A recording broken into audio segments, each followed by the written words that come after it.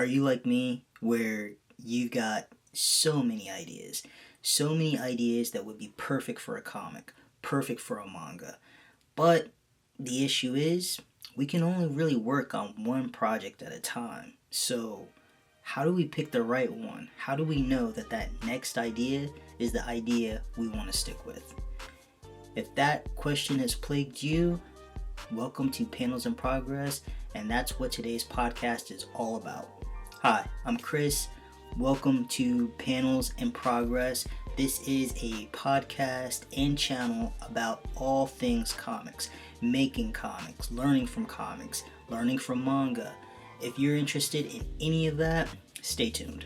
You probably have plenty of ideas, each one very interesting, each one very exciting. However, sometimes trying to choose which idea to work on first is a big problem and a big issue.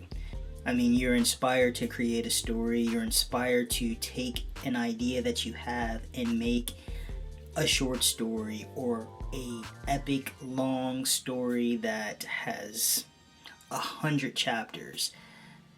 However, how do you know that that idea is actually ready for you to invest that much time into it? It takes time to make a manga, and before we go into a 100 chapter story, we probably want to think about a couple things before we jump into the deep end. And today I'm going to try to help you figure that out. So in the last episode, we talked about the size of your comic. If you haven't seen that episode, please check it out. But basically, TLDR is you can have a 2-page comic all the way to infinite amount of pages.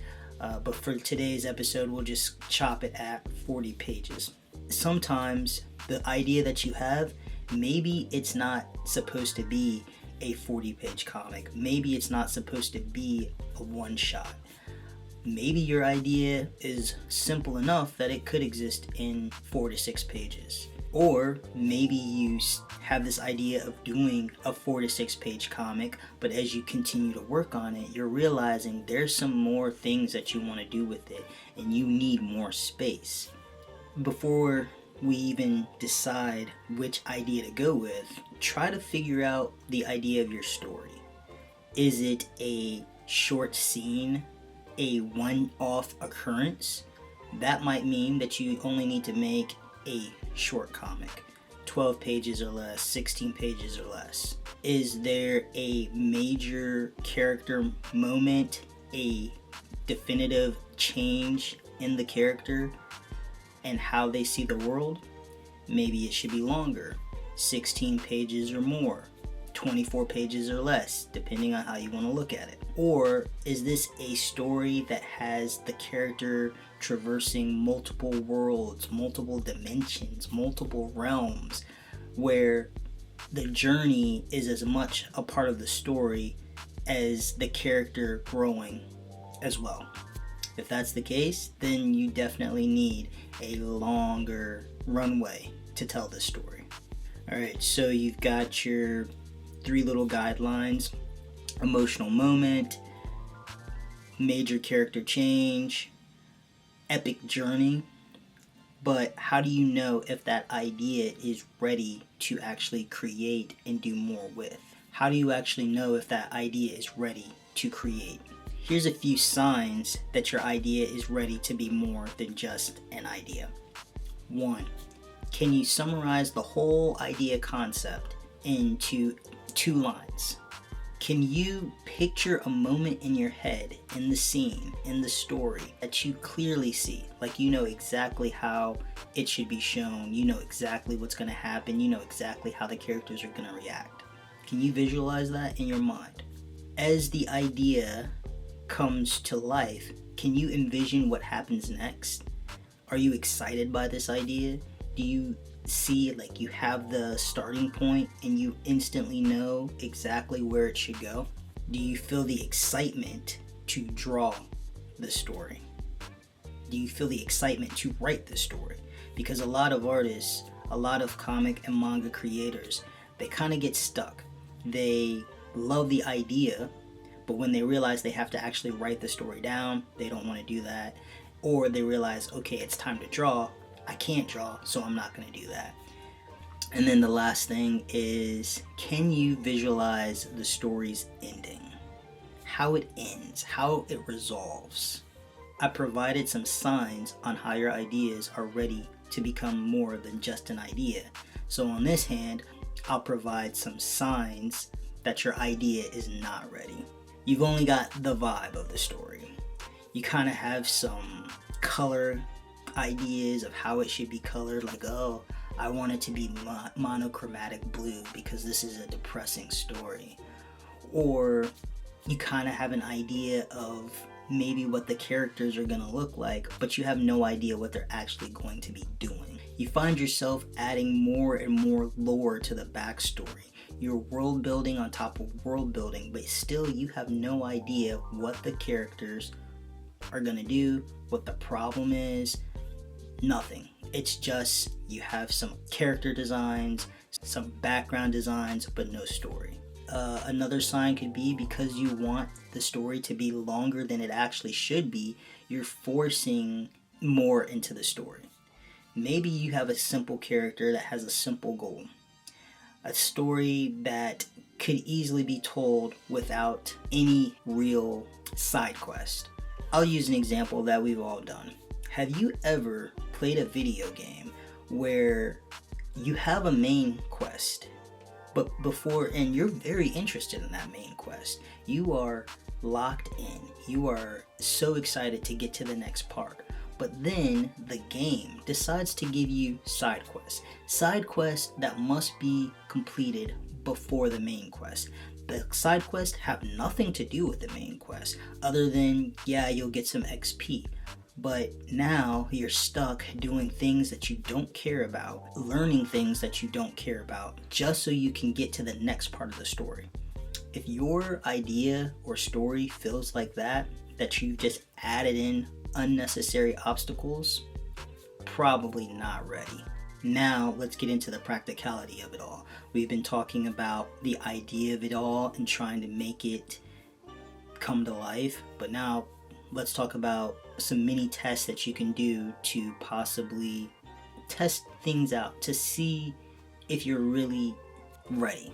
So test 1 could be a 1-sentence pitch. A 1-sentence pitch could be like an elevator pitch or a log line, depending. I've got a couple examples. For instance, Death Note. What if you could kill anyone by writing their name in a notebook? What would you do with that power? Another one could be The Promised Neverland. What if children living in an orphanage discovered that they were being raised to be food? Something is killing the children. What if monsters were killing children, but only the children could see them? These 3 examples, I really like the format of what if, because it kind of gets your mind thinking in that direction, and you can go in many directions from just that simple question of what if. So give your story a try. What if, and then fill in the rest. The next thing could be thumbnails. If you've got an idea, you've written down your story, start thumbnailing and seeing what kind of pages you would come up with based upon what you know. Just playing around. It doesn't have to be perfect. It doesn't have to be the final rendition of those thumbnails, but just try it out. Work on the characters. How would the characters interact with each other? How would, if you have that scene that you immediately see in your head, try thumbnailing that page and seeing how you feel after you thumbnail it. If your energy raises from doing those thumbnails, then you're probably ready to continue with that story. If your energy lowers from doing the thumbnails because it was a struggle and a fight the whole time, then maybe you want to take a step back and reevaluate the idea. Imagine the ending. So a lot of times we start stories, but we have no idea how to end it. And maybe the plan is, well, once I get to the ending, I'll figure it out. But sometimes that's not always what's helpful. Especially if you're doing a short story, you kind of want to practice the art of having a clear ending. could possibly think about your favorite movies or anime or manga where you got to the end or the artist just stopped creating it and there was no clear ending. It left you wanting more. Or you've seen a movie, this happens in horror movies a lot, where the end comes and where you think the ending is, they keep going, which kind of muddies up the ending, or they cut it at a point where it's like, well, wait, what happened next? Yeah, it could leave you wanting more, but sometimes you just want a clear ending. So try to at least have a general idea of how your story is going to end. So that way, when you're plotting it out, you at least know what direction you're moving into. And the last step is checking the emotion. Depending on the type of story, this may or may not apply, but what do you want them to feel? Usually we tell stories because we want the person reading it to feel a certain type of way. If we tell horror stories, we want the person to feel afraid, to feel uncertain, to feel scared. If we're telling a loving romance story, we want the person to feel and want these characters to be together. If we're telling a adventure story or a underdog story, we want that hero to overcome whatever obstacle that they have. We want them to triumph because innately, while we're reading, we want to see that person win, hopefully. But sometimes we also need to see people fail because that's just life. Not everybody wins. So now, after the mini test, maybe you're still unsure. Maybe everything seems to be coming together. Maybe that idea really is starting to take form, but you're still not quite sure. If you're unsure, if you're ready to jump into what you think is going to be a super long story, start smaller. For instance, I have an idea, as we all do, but I have an idea of this long story that I want to tell. And at first, I was making it way too big in my head. I was thinking I needed to have all 12 issues, 12 chapters planned out. I also knew that I wanted to make multiple graphic novels around this one character's story. But the issue is that I kept on going back to the drawing board. I keep rewriting the story. And the thing is, I've made this thing so big that I'm struggling to even start it. But I recently decided, okay, what I need to do is just focus on the first issue. Just make the first issue. And if I need to make it even smaller than that, just a couple scenes within the first issue. These characters, the story has been in my head for years and I really want to tell it, but in order for me to actually get into the habit of making the story, I need to start smaller. So maybe you do too. If you have an epic adventure that you want to tell or an epic story in general, it doesn't matter the genre, perhaps you also need to make your story smaller. And I'm not saying don't make the big story. I'm saying just kind of start with like those two characters that you love. Maybe they argue a lot. Just draw like a mini comic of them arguing. Make it relevant to the story, obviously. But now that piece is done. And what's great about this way of working is that you can always come back to it. I know that in manga, this happens a lot where there are many stories in the back of the main chapter. These are little side stories, just little character interactions. They're not necessarily fully polished or anything like that, but it gives you some detail into the character, and those will also be useful later on. Just an idea, give it a try. Alright, so the biggest signs that you are ready to commit to the big idea. You tried the story out, you've written down exactly what's going to happen, you know from point A to Z what's going to happen in the story, you know the emotional arc that you want the characters to go on, you know where they're starting and how they change in the middle and where they're going to end up at the end. You're excited about multiple scenes, not just one. Can't tell you how many times I have written a story where it's like, I just want to get to this one scene. And I'm not saying that all the other scenes don't matter, but sometimes you need more than just one scene. You need to be excited about the entire process, multiple scenes of excitement, because if you're only living for those 1 or 2 pages that exist in this story, then maybe you don't need that whole story. Maybe you just need to make those scenes and get that out of your system, especially if you want it to be a long form story. And then my favorite sign that I am ready to work on this thing is that I can't stop thinking about it. The idea is on repeat in my head over and over, and I just can't stop thinking about what the characters are going to look like, what's going to happen in the story, what the mood is going to feel like. It's all there. As we start to close this out, I want you to remember that an idea is just a starting point.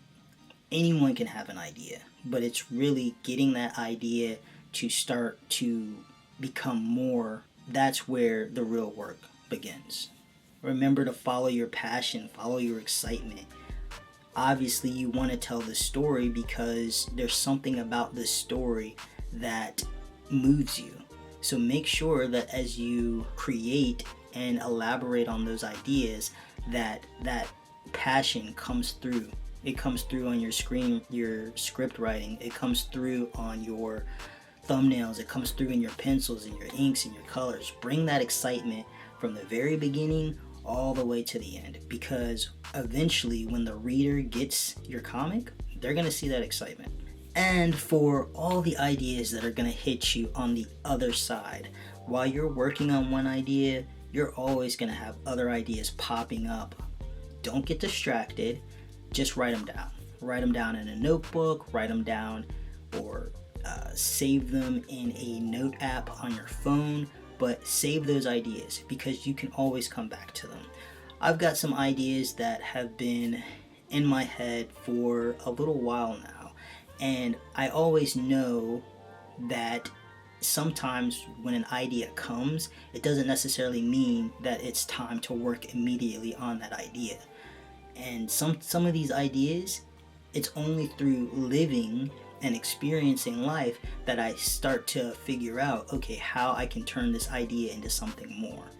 And that's how it works. You start the idea, grab it, write it down, let life happen, and you'll think about that idea again and something else, and you put that piece together, and you just make this daisy chain of ideas that help you form a complete story. So tell me, if you're currently working on a story, how long is this thing? Are you making a short story? Are you making an epic long adventure? Or are you somewhere in between? Let me know in the comment section below. I'm currently working on a short story, and I'll be sharing my entire process here on the channel. So if you're interested in that, hit the subscribe button. If you want to check out my old comics, my old webtoons, links for those will also be in the description. And until next time, let's make some progress.